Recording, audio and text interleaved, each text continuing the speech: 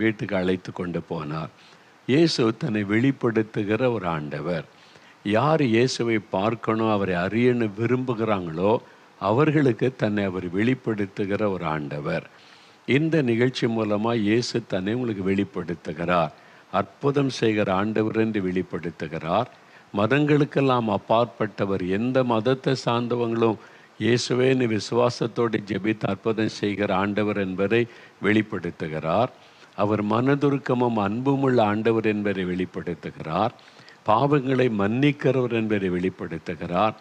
அவர் இந்த சாட்சிகள் மூலம், செய்தி மூலம் தன்னை வெளிப்படுத்துகிறார். உங்களுக்கு தான் வெளிப்படுத்துகிறார்.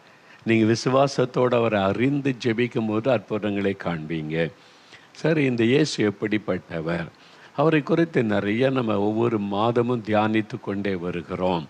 வல்லமை உள்ளவர், அதிசயங்களை செய்கிறவர்,